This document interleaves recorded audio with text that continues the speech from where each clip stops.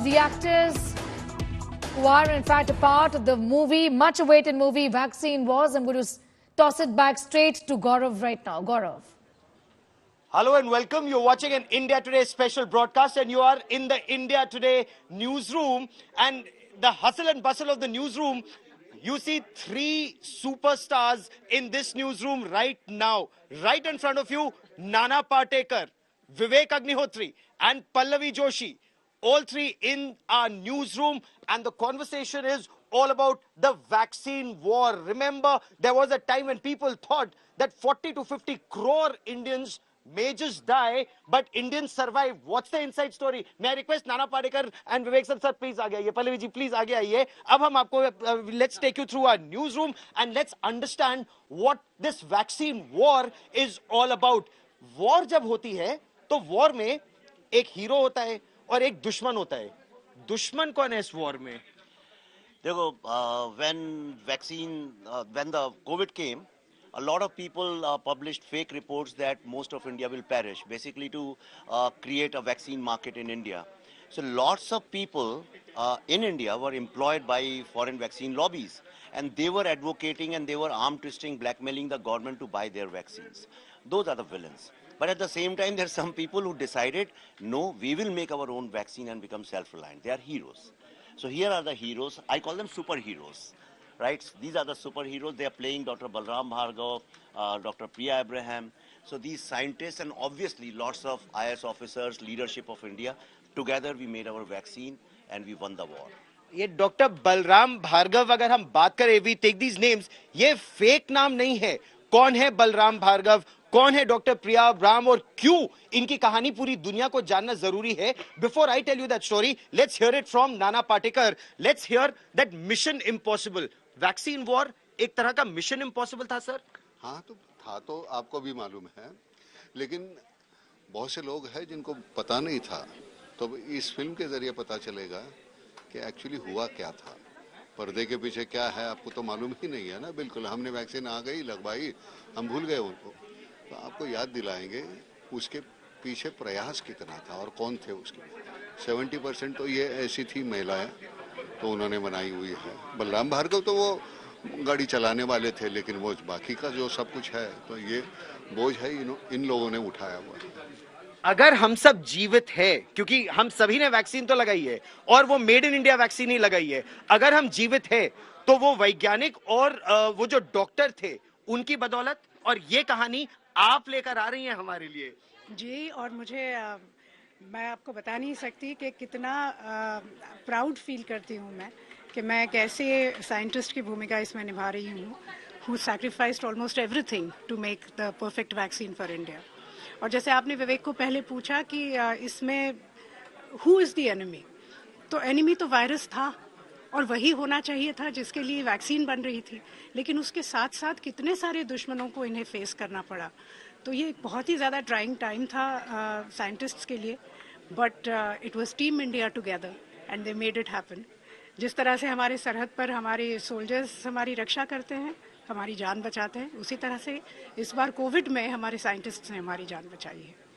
हमारे साइंटिस्ट, हमारे डॉक्टर, और एक दुश्मन तो वैक्सीन था. There is no denying the fact vaccine was, एक दुश्मन तो वायरस था, लेकिन एक दुश्मन अविश्वास भी था. वो लोग जो हमारे ही समाज में अविश्वास भी पैदा कर रहे थे मेड इन इंडिया वैक्सीन के बारे में. देखो Gaurav, this was a war undisputedly, because in modern times wars are not going to be fought only at the border with guns. They are going to be fought info war, media war, you know, who knows better, bio wars. लेकिन हर war में तुम देखो कुछ moles होते हैं, है ना, spice भेजे जाते हैं, मोल्स होते हैं, ताकि वॉर उस तरह से भी जीता जा सके, दूसरे की जो आर्मी उसको तोड़ के. और इंडिया में एग्जैक्टली यही हुआ. एंड मैं कोई ऐसे, इट्स नॉट एन ओपिनियन और व्यू.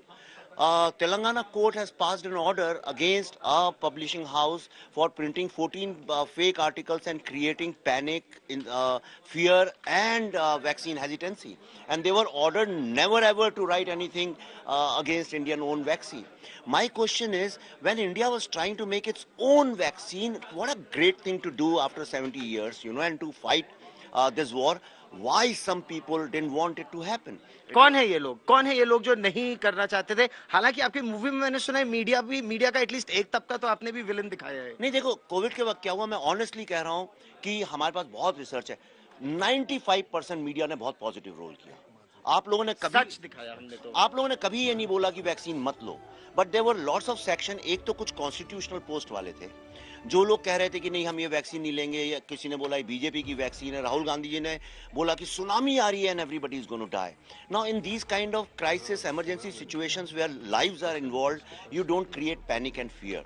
और उसके बाद उससे ट्रिगर ऑफ होके lots of journalist started writing fake articles and they created panic so that government of India buys foreign vaccines. But I am so glad that we won this war. We did not bend in front of everyone.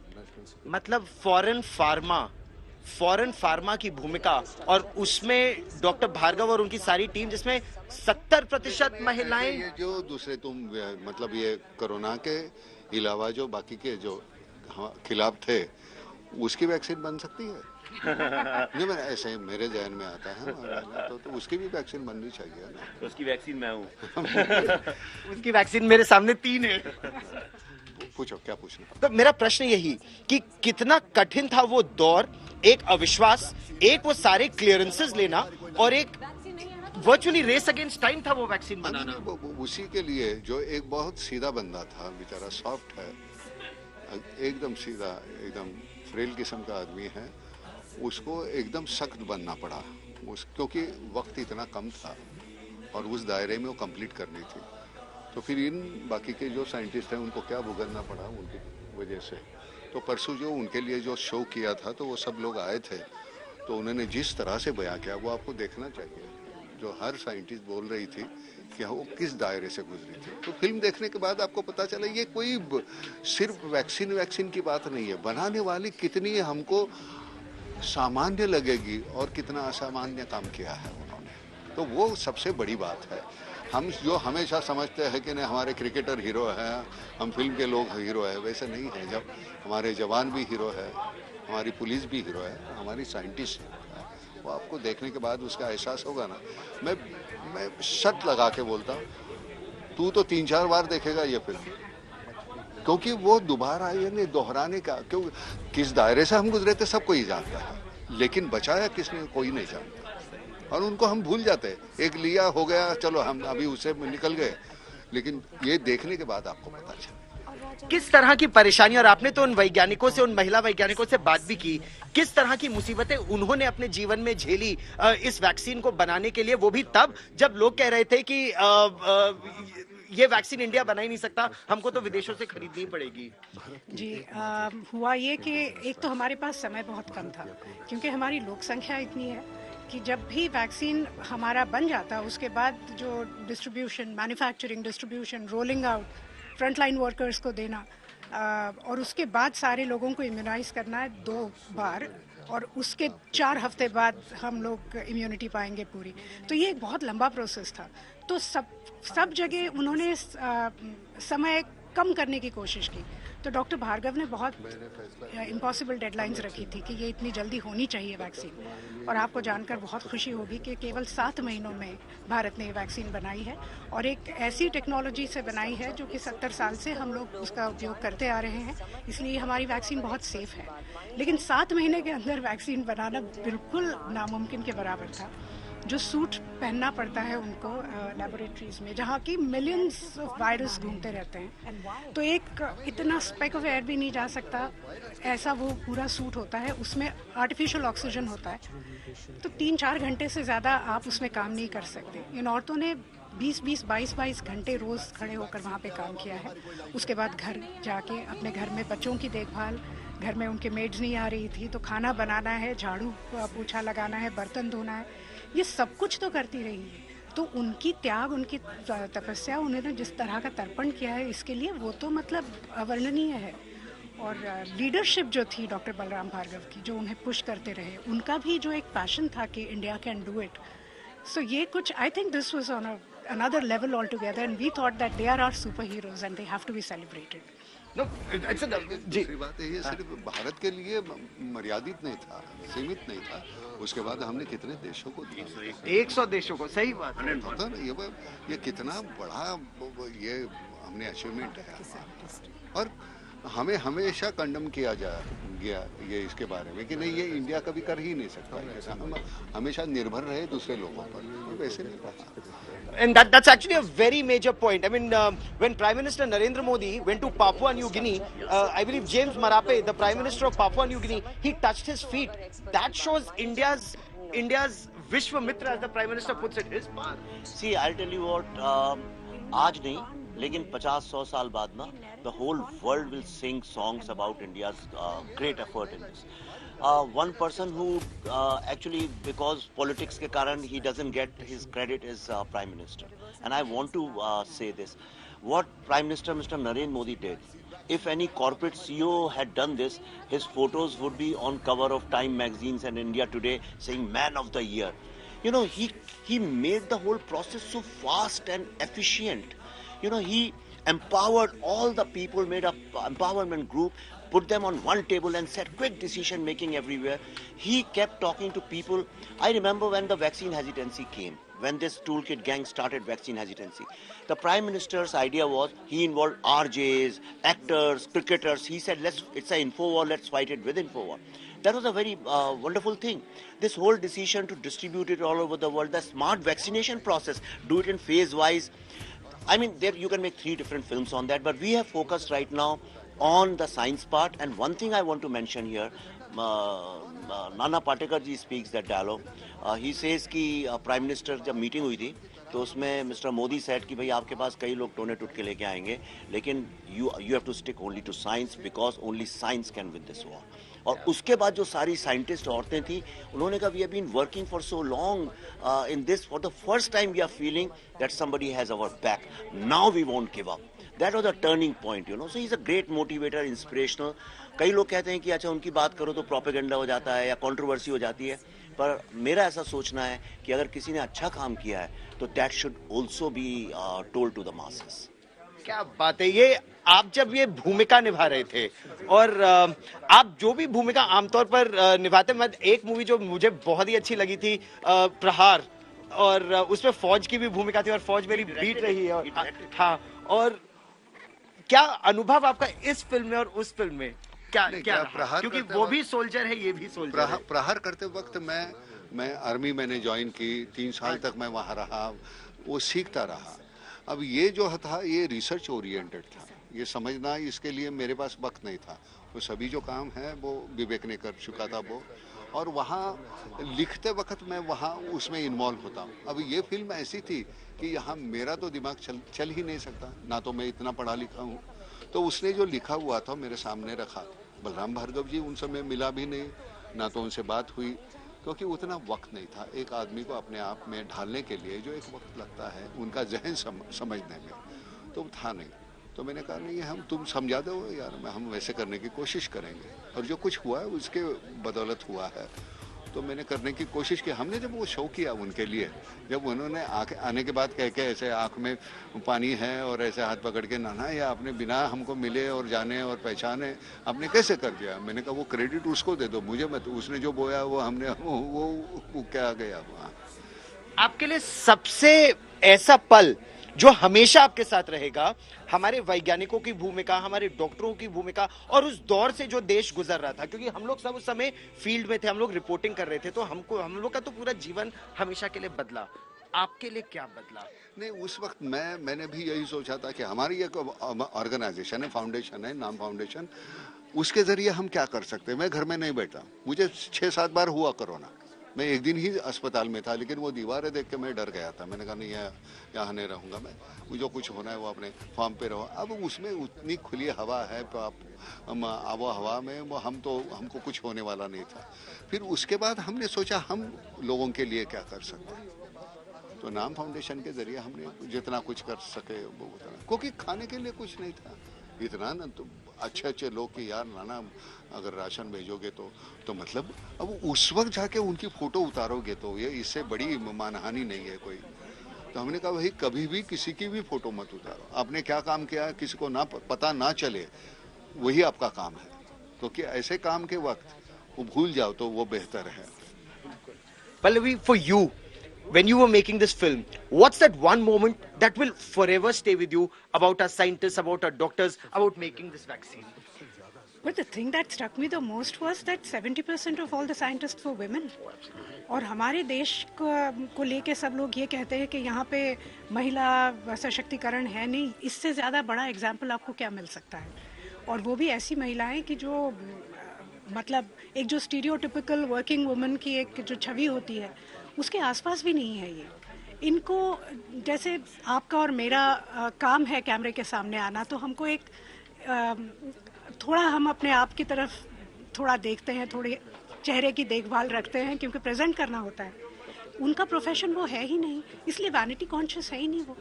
वो सिर्फ अपना एक lipstick लगाएंगी, एक बिंदी लगाएंगी माथे पे, 2 चूड़ियाँ, गले में एक चेन और उसी के ऊपर पीपीई किट पहन के वो अपना काम कर रही है 22 घंटे। और इस तरह की मैं बताऊं साइंस लेबोरेटरीज के अंदर इस तरह की छवि हमने कभी देखी भी नहीं थी, क्योंकि साइंस के ऊपर जितनी भी फिल्में थी वो हमने अभी तक इंग्लिश फिल्में देखी थी, उसमें तो वेशभूषा पूरी तरह से अलग होती है।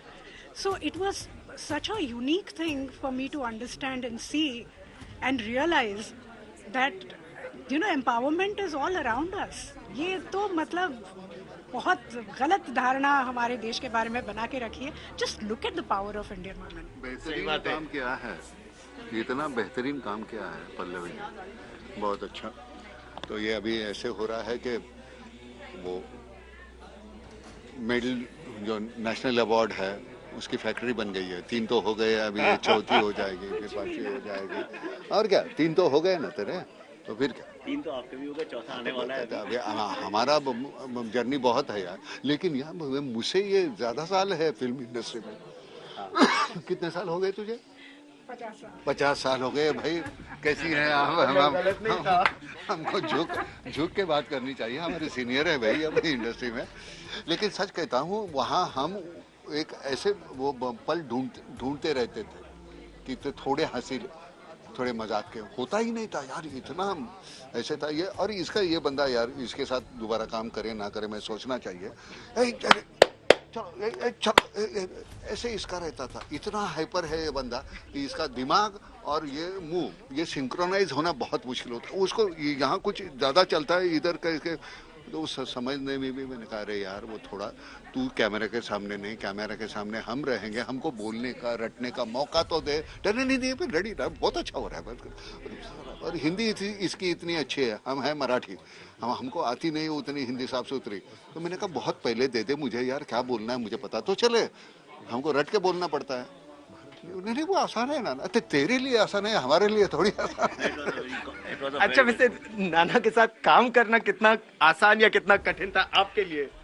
देखिए, मुझे तो सबने बोला था कि पागल हो गए, बिल्कुल जाना भी नहीं उस आदमी के पास, पागल है वो, मार देता है डायरेक्टर्स को, पागल आदमी। हाँ और कभी कभी मारा है कुछ डायरेक्टर्स को। मुझे पूछ रहे थे ना कितने साल इंडस्ट्री में हुए, आपने कितने लोगों को झापड़ मारा है ये बताइए आज तक? कोई गिनती नहीं है, मुझे बता रहे थे कितने, मैं बताता हूँ आज तक पर बड़ा खुलासा कितने, उसके लिए अलग से इंटरव्यू नहीं, लेकिन बड़ा मजा आता है यार काम करने में। एक आदमी इतना कुछ सब कुछ बना के आपके सामने रखता है तो बड़ा आसान हो जाता है काम करना। वो कोई मुश्किल नहीं थी और बड़े स्वाभाविक तरीके से करना था, हमको थोड़ी एक्टिंग करनी है। Everybody you see the film, हुआ कि एवरीबडी बिलीव्ड इन इट, क्योंकि सबको देखो ये स्टोरी किसी को पता नहीं, वैक्सीन लग गई, हम पता भी नहीं चलता कब लगी है, हम निकल आते हैं पता नहीं चलता।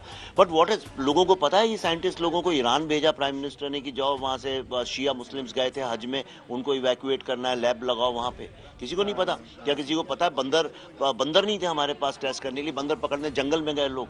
ऐसी कितनी कहानियां हैं इसके अंदर, ये सब फिल्म के अंदर है। But I will tell you, सबसे तुम पूछे थे what is that one thing what inspired me was, मुझे ऐसा लगता था जनरली मेन स्ट्रीम नैरेटिव सुन के कि गवर्नमेंट्स का जनरली साइंस पे कोई भरोसा नहीं होता। लेकिन one thing will turn around when I read and I spoke and interviewed everybody. मुझे जब पता चला कि oh my God, the prime minister said only science should win this war, only science can win this war, और science में आप लोग हिलना नहीं, 1% कॉम्प्रोमाइज। एंड जिस तरह से सब लोगों ने फिर उसके बाद काम किया है, दैट आई थिंक, तो इसीलिए फिल्म का जो मेन मोटो जो डायलॉग है वो है इंडिया कैन डू इट। हमने उसको इंडिया कांट डू इट और इंडिया कैन डू इट का बताया. दिस न्यू माइंडसेट, गौरव आप भी जानते हो, India can't do it mindset हमेशा रहा है. This transformation from India can't do it, India can do it. और मेरा ऐसा विश्वास है इस फिल्म को जब लोग देखेंगे, यू सर्टिफिकेट फिल्म है, बहुत सालों बाद किसी फिल्म को मिला है कि 2 साल का बच्चा अकेले देख सकता है इस फिल्म को. मैं आपको गारंटी करता हूँ 10-20 लोग तो इस फिल्म को देखने के बाद कहेंगे हमें वीरोलॉजिस्ट बनना है. That is the inspiration I want to do. और इसलिए मैं सबसे कहता हूँ, show it to your maid servant and their children, कि अगर नीचे से भी अगर कुछ बच्चों ने डिसाइड कर लिया साइंटिस्ट बनने का, then nobody can stop India ever.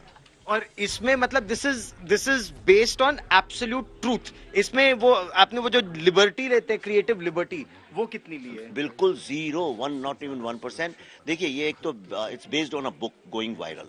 उसके बाद सारे साइंटिस्टों का, और इसलिए देखो CBFC में आपको कभी फिल्म में होता है बेस्ड ऑन ट्रू इंसिडेंट्स और इंस्पायर्ड बाय ट्रू इंसिडेंट्स, कभी ट्रू स्टोरी होता है. जिस फिल्म को true story.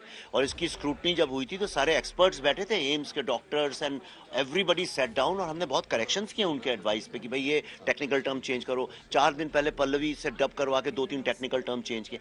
Everything has been scrutinised by experts. It's absolutely true story. Even जो टूल किट की फोटो आप सब देखते हैं, जो कोर्ट केस के जजमेंट्स देखते हैं, वो सारे ट्रू हैं. हमने जस्ट किसी कोई हर्ट ना हो इसलिए एक आध जगह पे नाम ट्वीक कर दिए हैं, पर साइंटिस्ट सबके नाम करेक्ट हैं, उनके फैमिली के बच्चों के. Every single thing date wise is chronologically put.